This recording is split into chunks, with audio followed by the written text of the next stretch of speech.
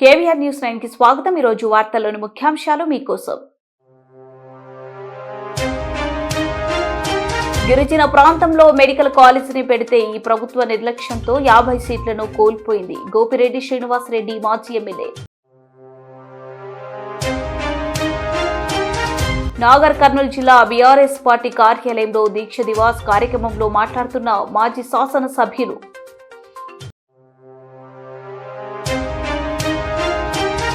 పల్నాడు జిల్లా ఎస్పీ ఆదేశాల మేరకు కౌన్సిలింగ్ నిర్వహించిన డీఎస్పీ.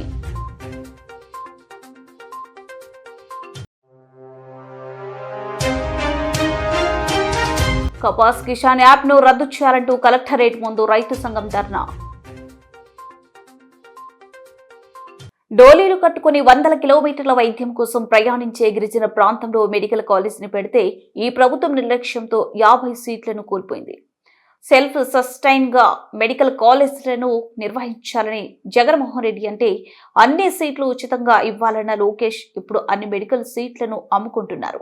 డాక్టర్ గోపిరెడ్డి శ్రీనివాసరెడ్డి మాజీ ఎమ్మెల్యే. చంద్రబాబు నాయుడు బయట ఒక బోర్డు ఉంటది, లోపల ఛార్జ్ చేసేది వేరే విధంగా ఉంటుంది. ఈరోజు పేద ప్రజల్ని మోసం చేసే కార్యక్రమం కాబట్టి పాడేరు మెడికల్ కాలేజీలో 50% సీట్లు ఈ సంవత్సరం ఎగరగొట్టేసే కార్యక్రమం చేశారు. పూర్తిగా ప్రభుత్వ నిర్లక్ష్యం.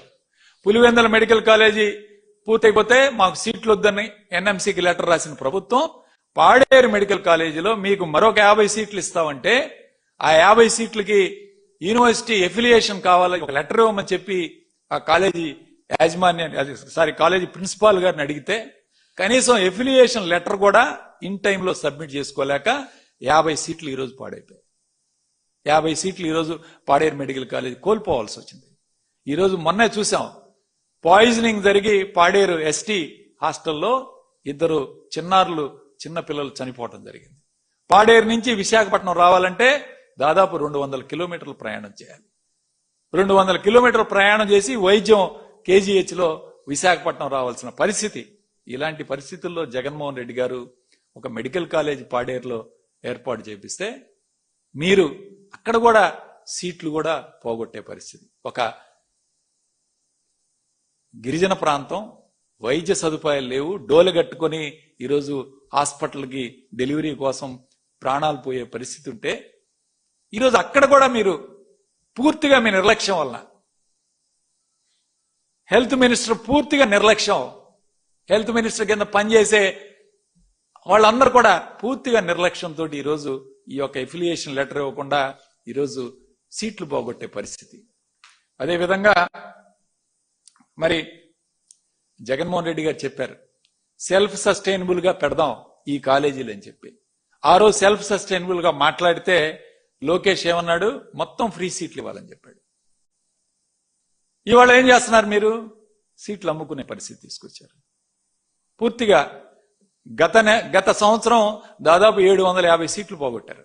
ఈ సంవత్సరం దాదాపు 2000 సీట్లు పోగొట్టారు.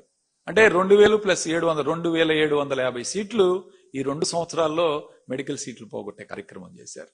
ఇవాళ ఎవరికి నష్టం జరుగుతుంది? పిల్లలు ఎక్కడికి వెళ్తున్నారు? ఇతర రాష్ట్రాలకు వెళ్తున్నారు, ఇతర దేశాలకు వెళ్తున్నారు, కోట్లు ఖర్చు పెడుతున్నారు.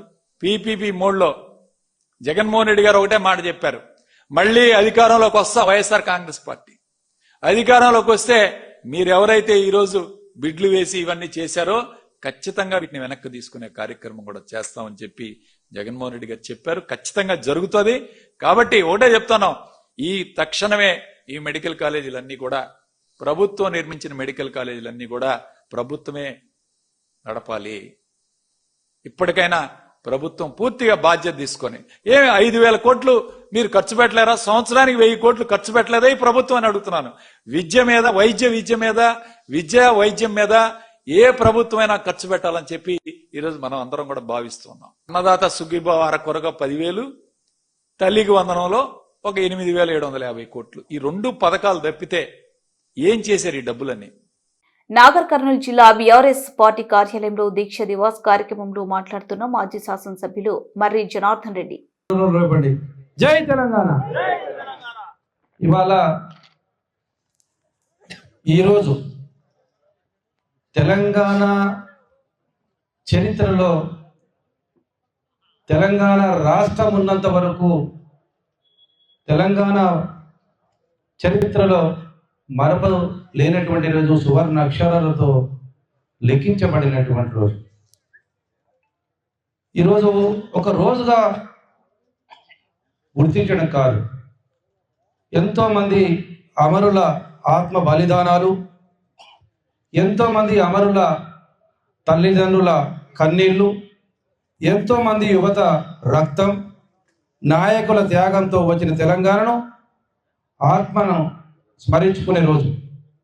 ఇది ఒక దీక్షా దివస్, అంటే మనకు స్వరార్థం తెచ్చిన సంకల్ప దినం. మన గుండెల్లో ఇంకా మారుపోగుతున్న ఉద్యమ డప్పుల జ్ఞాపకం.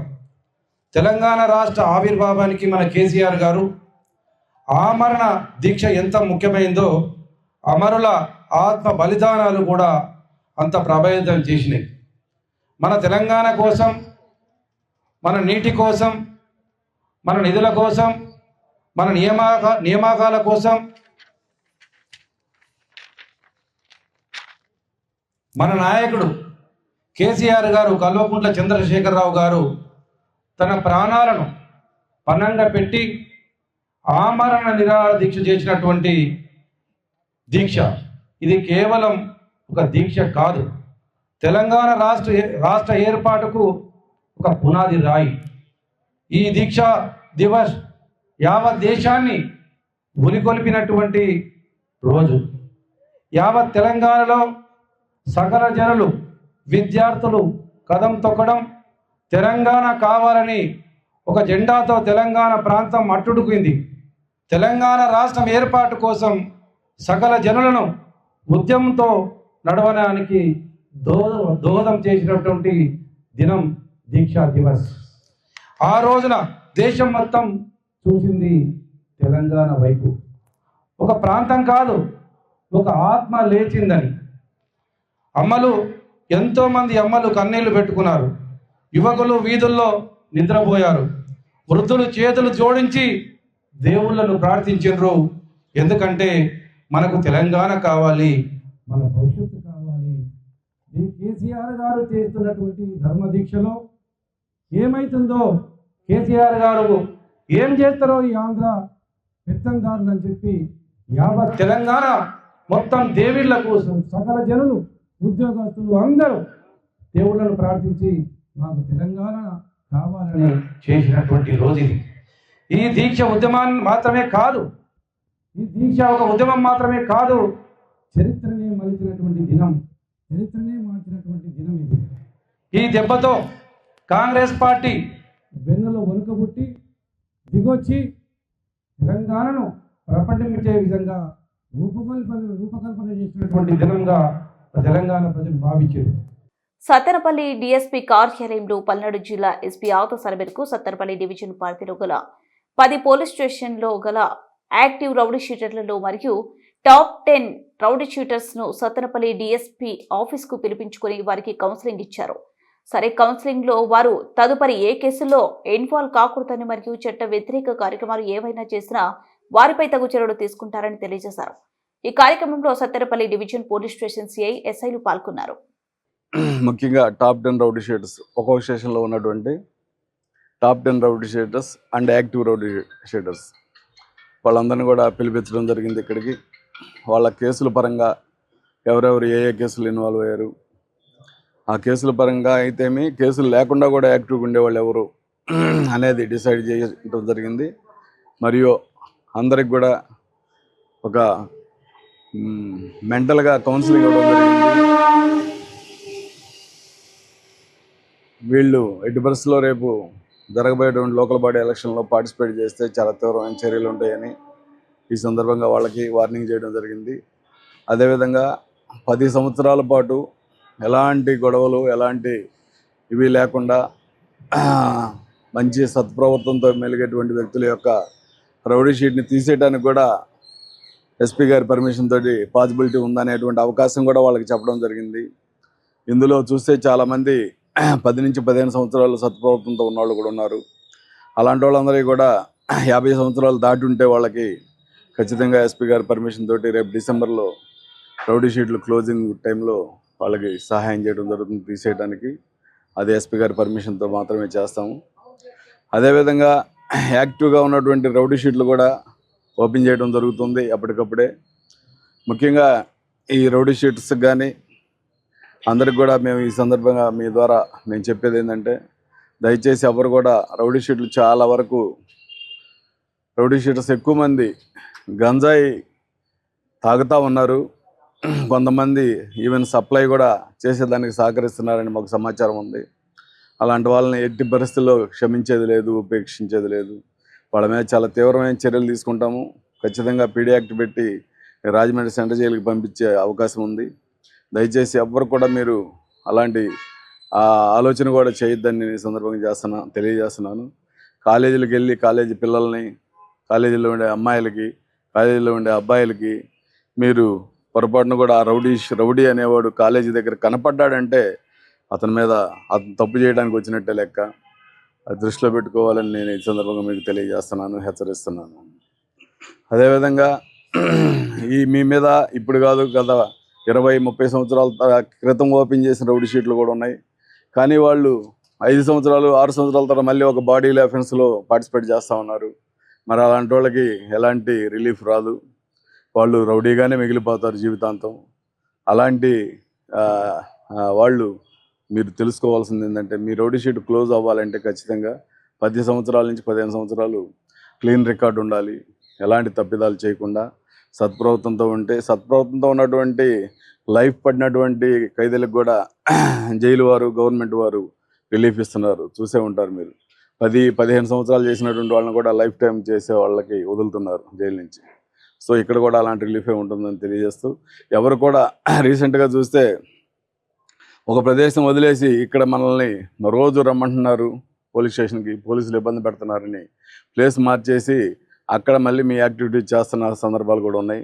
అదే ఆ క్రమంలోనే మనం రీసెంట్గా రేపల్లిలో ఉన్న రౌడీ షీటర్ ఒకటి నెల్లూరులో తేమ శాతంతో నిమిత్తం లేకుండా పత్తి కొనుగోలు చేయాలని కపాస్ కిసాన్ యాప్ను రద్దు చేసి ఉల్లి రైతులకు ఇవ్వాల్సిన నష్టపరిహారాన్ని తక్షణమే రైతుల ఖాతాలో జమ చేయాలని, మొక్కజొన్న కొనుగోలు కేంద్రాలు ఏర్పాటు చేసి మద్దతు ధర ఇవ్వాలని, లేనిచో ప్రత్యక్ష కార్యాచరణ తప్పదని ఏపీ రైతు సంఘం జిల్లా ప్రధాన కార్యదర్శి జి రామకృష్ణ హెచ్చరించారు.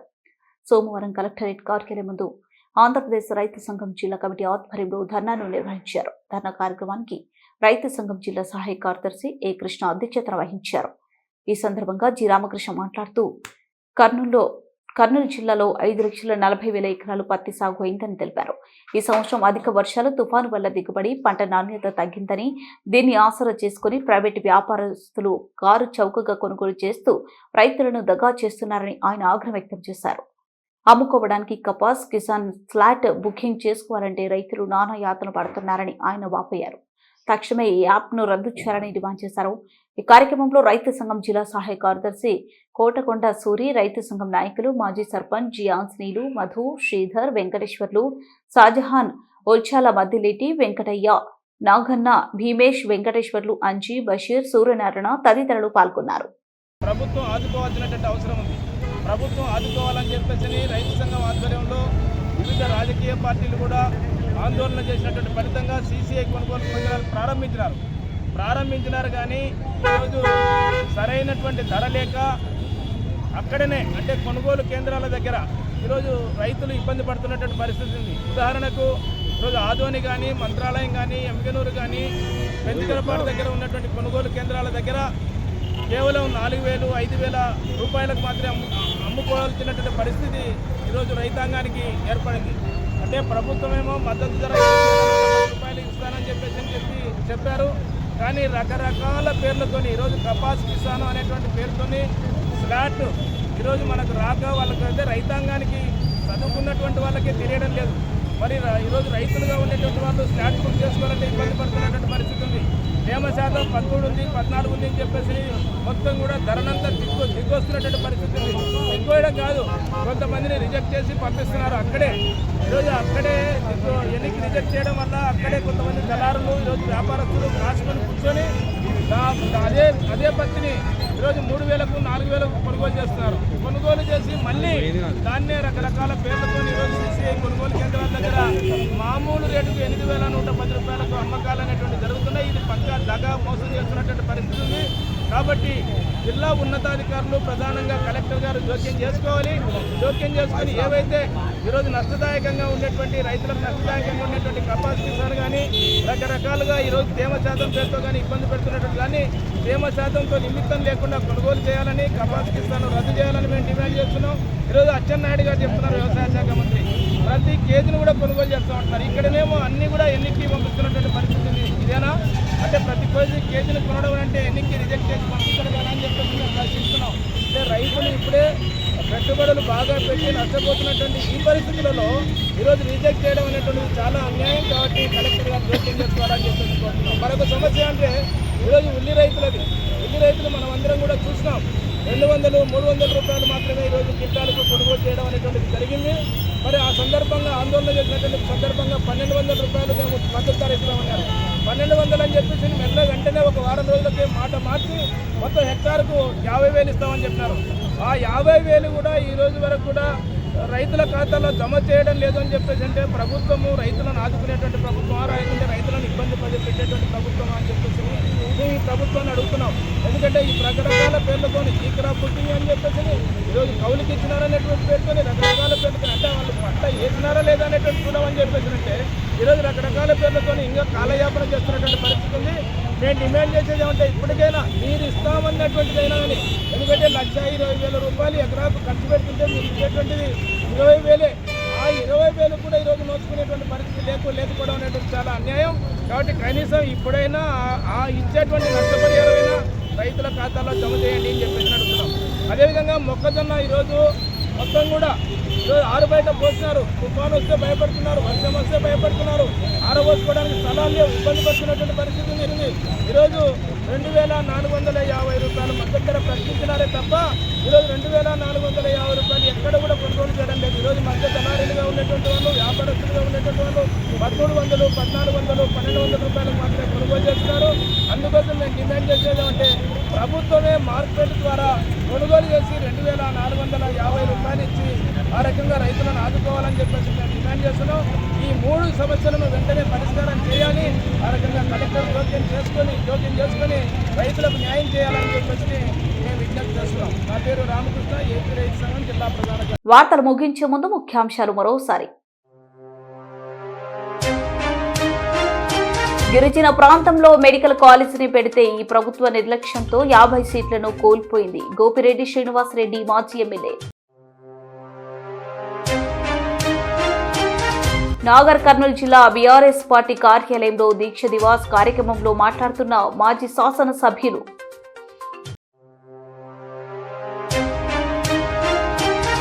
పల్నాడు జిల్లా ఎస్పీ ఆదేశాల మేరకు కౌన్సిలింగ్ నిర్వహించిన డీఎస్పీ.